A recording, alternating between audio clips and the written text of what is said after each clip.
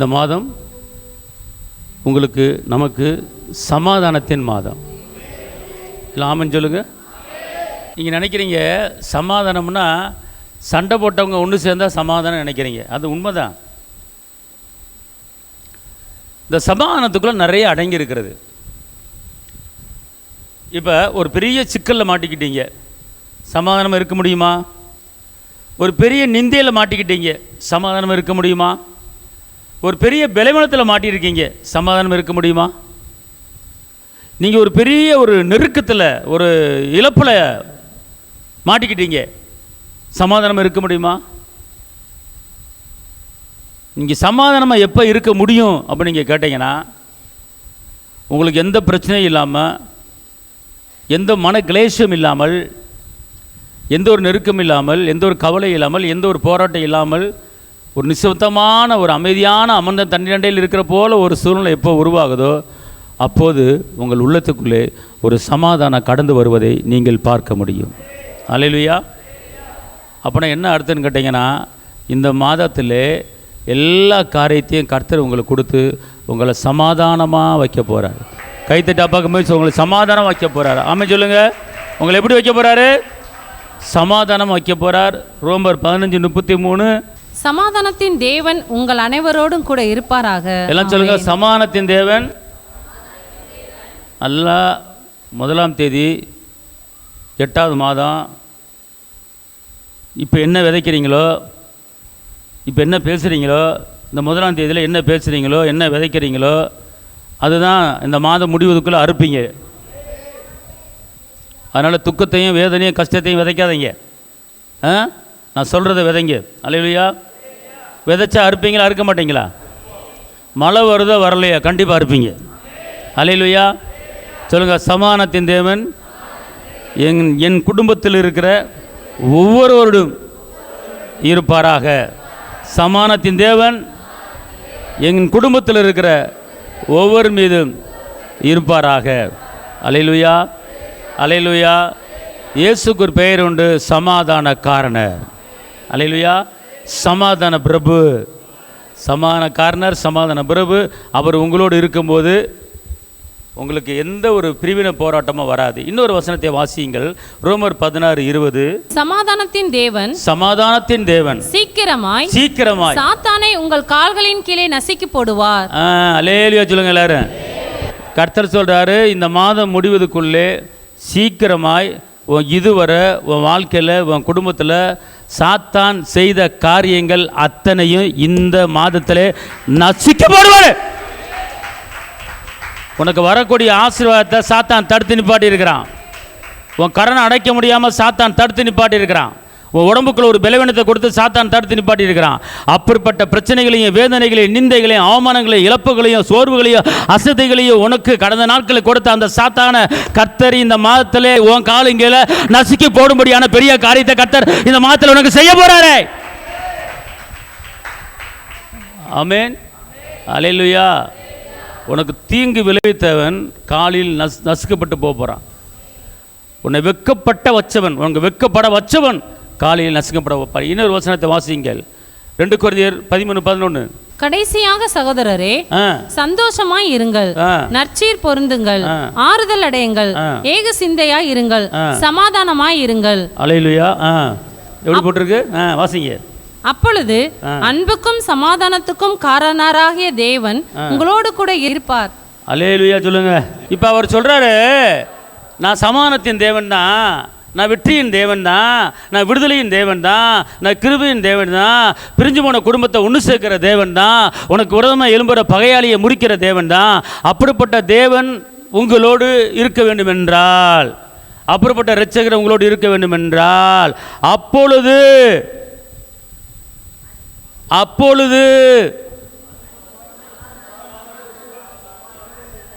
சரி, எப்பொழுது உங்க கூட இருப்பேங்கிறாரு. எப்பொழுது வருவேன்? அவர் சொல்றார், பார்த்துக்கொள்ளுங்க மகனே, மக்களா நல்லா கவனிங்க. சந்தோஷமா இருங்கள். 1. 2 என்னது? 3. 4 ஏக சிந்தையால் இருங்கள். என்ன அர்த்தம்? இந்த மனதில் வந்து ஃப்ரீனஸ்ஸாக ஏக சிந்தையா அவன் சரியில்லை இவன் சரியில்லை அவன் சரியில்லை இவன் சரி இவன் அப்படிப்பட்டவன் எப்படிப்பட்டவன் அப்படி பகையும் கசப்பையும் வெறுப்பையும் வச்சுக்கிட்டு இருக்கிறது ஏக சிந்தை கிடையாது. அப்படியே மனதை வந்து அப்படியே ஃப்ரீயாக வச்சிருந்தேன். கர்த்தர் என் கூட இருக்கிறார், நான் அசைக்கப்படுவதில்லை, அவர் பெரிய காரியத்தை எனக்கு செய்கிறார் அப்படிங்கிற ஒரு ஏக சிந்தை வந்து கரெக்டாக இருக்கணும். எண்ணங்கள் நினைவுகள், உங்கள் சிந்தனை எண்ணங்கள் நினைவுகளை வந்து ரொம்ப கரெக்டாக நீங்கள் என்ன செய்யணும், வச்சுருக்கணும். அதில் வந்து கண்ட கத்திரிக்கையை கொண்டு வரக்கூடாது, துக்கத்தை கொண்டு வரக்கூடாது, கண்ட வேதனையை கொண்டு வரக்கூடாது. உங்கள் சிந்தனை எப்படிப்பட்ட சிந்தனையாக இருக்குது, ஏக சிந்தையாக இருக்குன்னா ஒரு போராட்டத்தையும் பிரச்சனைகளையும் வேதனைகளையும் பிள்ளையை குறித்த கவலை, எதிர்காலத்தை குறித்த கவலை, நாளைக்கு என்ன செய்ய, எப்படி கரணை அடைப்பேன், எப்படி குடும்பத்தை கட்டுவேன், எப்படி பிள்ளையை கட்டி கொடுப்பேன், ஒன்றுமே புரியலையே குழப்பமாக இருக்கேன், இந்த வீட்டை கட்டிடுவேனா சமாளிச்சிருவேனா அப்படிங்கிற குழப்பத்துக்குள்ளேயும் தேவையில்லாத சிந்தனைக்கு இடம் கொடுக்காத அளவுக்கு உங்கள் சிந்தை வந்து நல்ல சிந்தையாக இருக்கணும், அற்புதமான சிந்தையாக இருக்கணும், வெற்றியின் சிந்தனையாக இருக்கணும், விடுதலையின் சிந்தையாக இருக்கணும், சுகத்தை கொடுக்குற சிந்தையாக இருக்கணும். அப்படி இருக்கணும்னு அவர் சொல்கிறாரு, அதை ஏக சிந்தையாக இருங்கள்ன்றாரு. அப்புறம் என்ன சொல்கிறாரு, சமாதானங்கள். அப்பொழுது அவர் சொல்லிட்டாரு, இவ்வளோத்தையும் நீங்கள் இருந்தீங்கன்னா அப்போ அதுக்கப்புறம் தான் நான் வந்து என்ன செய்ய போகிறேன், அதுக்கப்புறம் தான் வந்து சமாதானத்துக்கு காரணராகிய நான் உங்களோடு. அல்லேலூயா.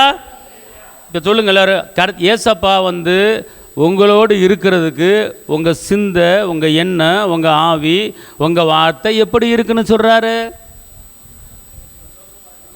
சரி சொல்லுங்க ஐயா, சொன்னா தானே வாயில் வரும். எல்லாம் சொல்லுங்க, நானுன்னு சொல்லுங்க பார்ப்போம். ஆ ஆ ஆ ஆ அப்பொழுது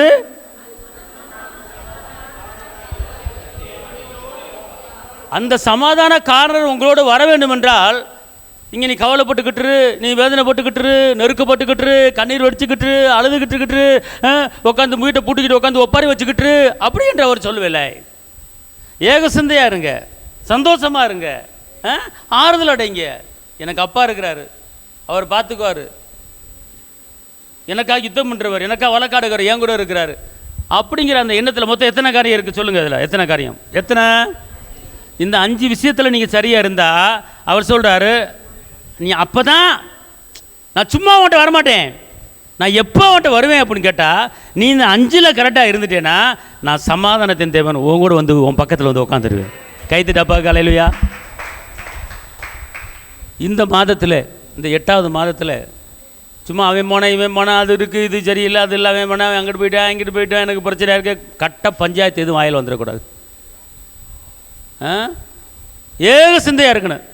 அவன் அப்படி ஓடிட்டான், போயிட்டா போடுப்பா, நம்மளுக்கு தேவையில்லப்பா, அதுக்கு பேர் ஏக சிந்தை. அவனுக்கு விஷயம் தெரியுமா, அவன் அந்த பக்கம் ஓடி போயிட்டான், வீட்டுக்கு வரமாட்டானா, அப்படியா, சரி நல்லா இருக்கட்டும், ஆண்டவர் ஆசீர்வதிக்கட்டும், அப்புறம் நம்ம விஷயம் என்ன, நம்ம விஷயத்தை பார்ப்போம். ஏக சிந்தை. அப்புறம் சொல்லு ஓடி போயிட்டானா, முடிச்சு போயிட்டானா, ஐயோ கடவுளே அப்புறம் என்ன நடந்துச்சு, இந்த மாதிரி எல்லாம் விசாரிக்கக்கூடாது.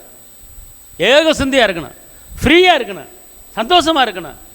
அப்போ தான் சொல்கிறாரு, நான் உன் கூட வர்றேன் அப்படிங்கிற. அல்லேலூயா, அல்லேலூயா. கர்த்தருக்கு தெரியும், கர்த்தருக்கு தெரியும். அவர் நம்மோட வர்றதுக்கு சில குவாலிஃபிகேஷன், சில காரியங்கள் நம்மகிட்ட எதிர்பார்க்குறார். அல்லேலூயா. அவர் நீ தலைகளை நின்று சொல்கிறாரு, இல்லை தலையில் கல்லை வச்சு இங்கிருந்து அவ்வளோ தூரம் நடன்னு சொல்கிறாரு, இல்லை உருளுன்னு சொல்கிறாரா, இல்லை நைட்டு ஃபுல்லாக தூங்காதன்னு சொல்கிறாரா, என்ன சொல்கிறாருங்க? ஐயா நான் உன்கிட்ட வர ரெடியாக இருக்கிறேன், நான் வந்து வந்தேன், நான் சும்மா வர மாட்டேன், உன்னை நிம்மதியாக வாழ வைக்கிறதுக்கு பூர்ண சமானத்தை கொடுக்குறது வந்து உன் பக்கத்தில் வந்து உட்கார போகிறேன். உன்னை நல்வழிப்படுத்துறதுக்கு, உன் பிரச்சனையை மாற்றுவதுக்கு, உன் பலவீனத்தை மாற்றுவதுக்கு, உன் கடனை அடைப்பதுக்கு, நான் உனக்கு நிம்மதியாக கொடுக்கறதுக்கு, நான் தூங்காமல் உறங்காமல் இருந்து நான் உன் பக்கத்தில் இருந்து உன் தேவைகளை சந்திக்க போகிறேன், உன் குடும்பத்தை நடத்த போகிறேன், உன் பிரச்சனையை மாற்ற போகிறேன், உன் பிள்ளைகளை வளர்க்க போகிறேன், உன் பிள்ளைகளுக்கு நான் எல்லா தேவையும் நான் தான் கொடுக்க போகிறேன். நீ நிம்மதியாக இருக்கணும், நீ சமாதானமாக இருக்கணும், அதுக்கு நான் வரணும், உன் பக்கத்தில் வரணுமாக்கா. அப்போ நான் வரணும்னா நீ என்ன செய்யணும்? ஒரு அலையிலே சொல்லுங்கள், திருப்பி இந்த 5 காரியத்தை சொல்லுங்கள். இப்படி இருப்பேன்னு வாக்கு பண்ணுங்கள், உறுதி பண்ணுங்கள். எல்லோரும் இந்த மாதத்தில் இப்படி இருப்பேன், இப்படி நடப்பேன், இப்படி சிந்திப்பேன்னு சொல்லி உறுதியாக பண்ணுங்கள். எல்லோரும் சொல்லுங்கள். வேலை பார்த்தா தான் கூலி, வேலை பார்த்தா தான் கூலி. வேலைக்காமல் சும்மா ஒரு மூலையில் உட்காந்துக்கிருந்தா கூலி கொடுக்க மாட்டான். புரியுதா? ஒரு 400 ரூபா சம்பளத்துக்கு காலையில் போயிட்டு 5 மணிக்கு வர்றாங்க அக்காமார் அம்மாமார், நம்ம எவ்வளோ சம்பளம் கேட்டால் 400ரூவாங்கிறாங்க, ஒருத்தங்க 350 ரூபாங்கிறாங்க. காலை 9 மணிக்கு போகிறாங்க, 5 மணிக்கு வர்றாங்க, 6 மணிக்கு வர்றாங்க. அந்த 400 ரூபா கையில் வாங்கிட்டு வர்றாங்க, அவ்வளோ கஷ்டப்படுறாங்க. ஆனால் இந்த சமாதானத்தை, அன்பையும் இரக்கத்தையும் நீங்கள் விலைக்கு வாங்க முடியாது. கர்த்தர் வந்து உங்கள் சூழ்நிலையெல்லாம் மாற்றி அமைக்க போகிறாரு. உங்கள் வேலைகளை மாற்றி அமைக்க போகிறாரு. உங்கள் வருமானத்தை மாற்றி அமைக்க போகிறாரு. உங்கள் பிள்ளைகள் வாழ்க்கையில் இருக்கிற எல்லா துக்கத்தையும் நெருக்கத்தையும் முறியடிக்க போகிறாரு. உங்கள் பிள்ளைங்க மலை மேலே இருக்கிற பட்டணங்களை உயர போகிறாங்க. நீ வாங்குற 400 ரூபா சம்பளம் மாறி உன் பிள்ளை இனிமேல் வாங்காது. உன் பிள்ளை 40,000க்கு மேலே வாங்க போகுது. நீ 400க்கு அலைஞ்சிக்கிட்டு இருக்க, உன் பிள்ளை 40,000 வாங்க போகுது. அந்த அளவுக்கு உன் பிள்ளைய உயர்த்த போகிறாரு. அதுக்கு நீ செய்யணும். அதுக்கு நான் வந்தால் தான் நடக்கும், நான் வராமல் உனக்கு நடக்காது அப்படிங்கிறார். அல்லேலூயா, அல்லேலூயா சொல்லுங்கள். சும்மா உட்காந்து அழுதுகிட்டு நான் என்ன செய்யணும் தெரியலையே, நாளைக்கு நான் இவனுக்கு கொடுக்கணுமே அவனுக்கு கொடுக்கணுமே, கவலையே படாத. கர்த்தர் மேல் பாரத்தை வைத்து விடு, கலங்கி தவிக்காதே,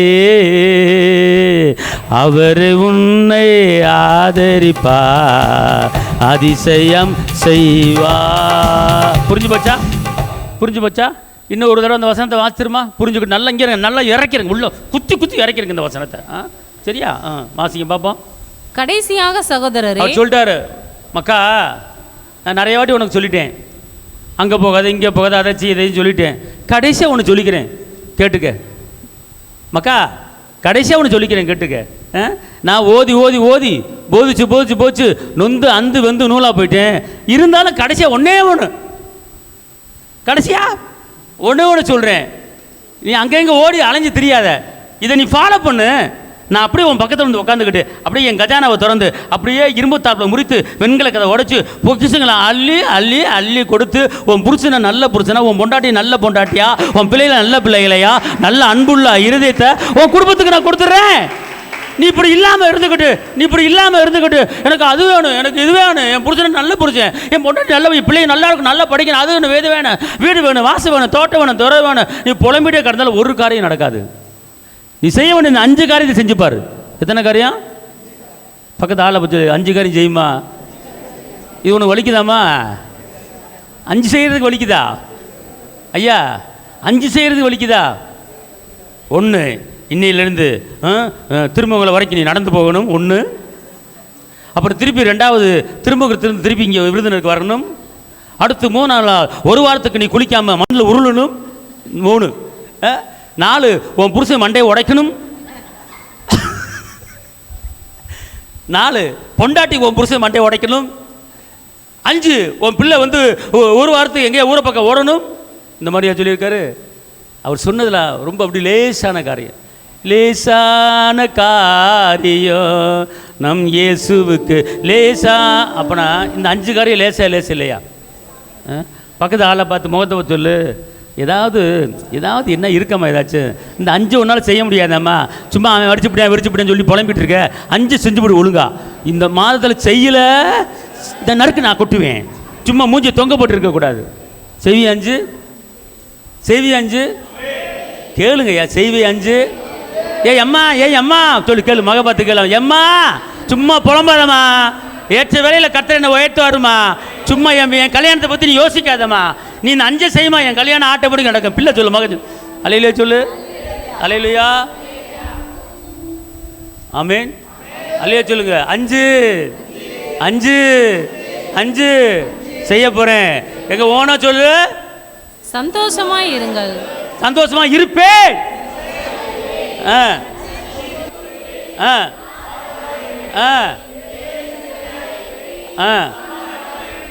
அப்படின்னா குடும்பத்தில் புருஷன் பொஞ்சாதி சமாதானமாக இருக்கணும். சமாதானம் இல்லாமல் சோத்திரம் ஆண்டவரே உன் மண்டையில் நறுக்குன்னு கொட்டு வைக்கணும். இங்கே முறைச்சிக்கிட்டு நீ அவங்கள்ட பேசாதையா, போயிரியா, ஆண்டவரே சோத்திரம் தரவே மாட்டார். நீ கத்திக்கிட்டே கடை. ஒரு மனது இருக்கணும் குடும்பத்தில், ஒரு மனது அன்பு இருக்கணும், சமாதானம் இருக்கணும். சும்மா போட்டு நான் ஜெபிச்சேன் வச்சேன், ஒரு ஜெபத்துக்கு பதில் வராது. இந்த மாதம் சமாதானக்காரனர் உங்களுக்கு முழுவதுமாக உங்களை சமாதானம் நடத்த போகிறாரு. அந்த சமாதானத்தை பிடிச்சிக்கிட்டு இந்த வருஷம் ஃபுல்லாக ஓட போகிறீங்க இயேசுவின் நாமத்தில். அல்லேலூயா, அல்லேலூயா. ஏக்கா 5 மறந்துடாதக்கா, ஞாபகம் வச்சுக்கக்கா. இருதய பலகையில் எழுதி வச்சுக்கா. பிலிப்பியர் 4:9. நீங்கள் என்னிடத்தில் கற்றும் அடைந்தும் கேட்டும் கண்டும் இருக்கிறவைகள் எவைகளோ நீங்கள் இருங்க, நீங்கள் என்னிடத்தில் கற்றும் அடைந்தும் கேட்டும் கண்டும் இருக்கிறவைகள் எவைகளோ அவைகளையே செய்யுங்கள், அப்பொழுது சமாதானத்தின் தேவன் உங்களோடு இருப்பார். சரியா? இன்னொரு விஷயம்யா, நீங்கள் என்னிடத்தில் கற்றும் அடைந்தும். சரி, ரைட்டு, ஓகே. ரசிக்கப்பட்டு 10 வருஷம் ஆச்சு. இயேசுக்கிட்ட கற்றுக்கொண்ட காரியம் என்ன? இயேசுக்கிட்ட கற்றுக்கொண்ட காரியம், இயேசுக்கிட்ட கண்டுகொண்ட காரியம், அவைகளையே சொல்லுங்க, அவைகளையே. அப்பொழுது, எப்பொழுது? முதல் வாசம் அப்பவே வந்துச்சு அந்த வார்த்தை. அப்பொழுது வந்துச்சா இல்லையா? வந்துச்சு. இப்போ இந்த வசனத்துலேயும் அப்பொழுதுன்னு வருது. அவர் என்ன சொல்கிறாருன்னா, நான் உன்னை பத்திரமா நான் நடத்த போகிறேன், சமம் நடத்த போகிறேன், ஆனால் நான் சொல்கிற மட்டும் கரெக்டாக நீ செஞ்சுட்டு வா மகளா அப்படிங்கிறார். அப்போ என்ன சொல்கிறாருன்னு கேட்டீங்கன்னா, என்கிட்ட நீ கற்றுக்கொண்டது என்ன? என்கிட்ட கற்றுக்கொண்டது என்ன? சண்டையை கற்றுக்கிட்டோம், பிரிவினையை கற்றுக்கிட்டோம், தரித்திரத்தையை கற்றுக்கிட்டோம், எதை கற்றுக்கிட்டோம்? அன்பு கூறுவேன் இன்னும் அதிகமாய், ஆராதிப்பே இன்னும் ஆர்வமா. அப்பா, அன்பு கூறுவே இன்னும் அதிகமாய், ஆராதிப்பே. அன்பு கூறுறீங்களா? இது எங்கே கற்றுக்கிட்டீங்க? எங்கே கற்றுக்கிட்டீங்க? இதை வந்து சொல்லி காட்டேன். நான் ஏசப்பாட்ட தான் அன்பை கற்றுக்கிட்டேன். அவர் இல்லைன்னா அன்பு இல்லை. அன்புக்கு மூல காரணமே அவர் தான். நான் இன்றைக்கி என் பொண்டாட்டி கூட அன்பாக பேசுகிறேன்னா அவர் தான். என் புருஷன் கூட நான் அன்பாக பேசுகிறேன்னா அவர் தான். அல்லேலூயா, அல்லேலூயா. அப்போ அன்பு எங்கேருந்து கற்றுக்கிட்டீங்க? சமாதான காரணர் நீங்க தாண்டே, சர்வ வல்லவரும். குடும்பத்துக்குள்ள சமாதானமாக இருக்கீங்க. யார்கிட்ட கற்றுக்கிட்டீங்க?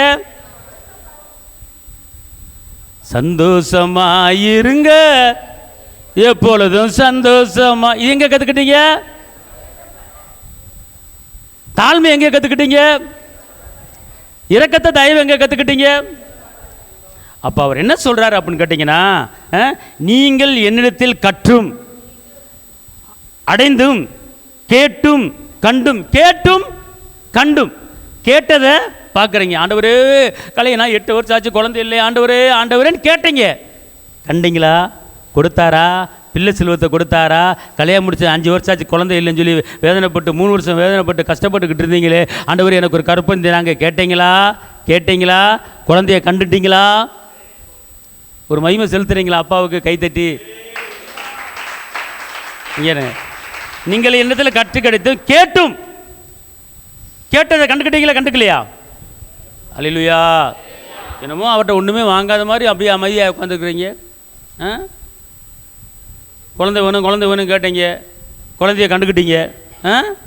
புரியுதா புரியலையா? புரியுதா புரியலையா? எனக்கு நிம்மதி வேணும் நிம்மதி வேணும்னு கேட்டீங்க, நிம்மதி தந்தாரா தரலையா? தந்தார்ல.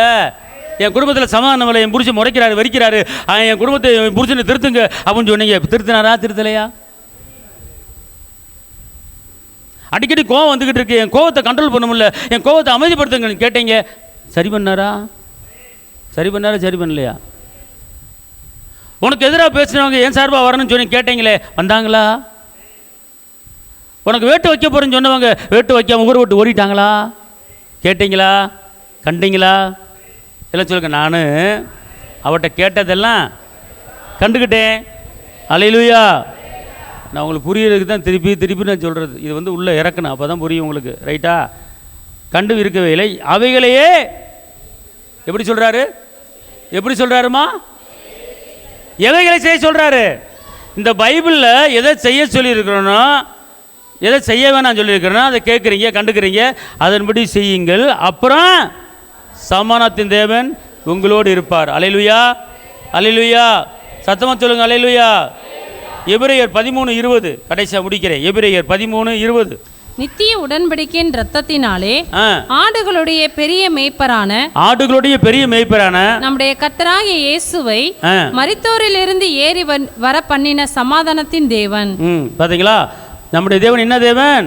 மரித்தோரிலிருந்து ஏற வர பண்ணினா சமாதான தேவன். அதாவது இங்கே இருங்க, எந்த காரியம் உங்கள் வாழ்க்கையில் செத்து கிடந்தாலும் சரி, அதை என் தகப்பன் அதை உயிரோடு எழுப்பி உங்களுக்கு இந்த மாதத்தில் கொடுக்க போகிறார்.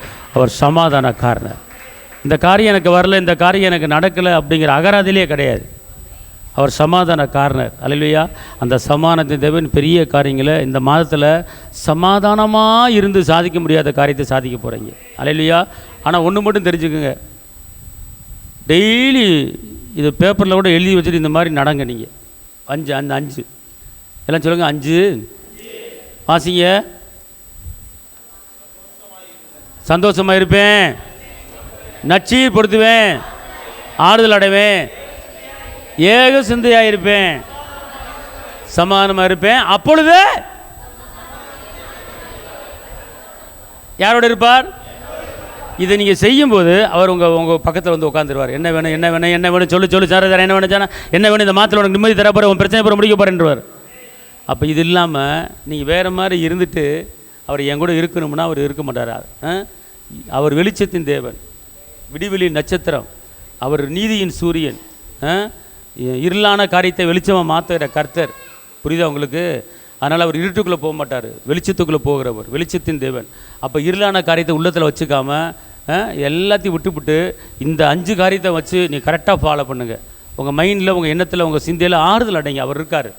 ஆறுதல் அடைங்கன்னு போட்டிருக்கா இல்லையா?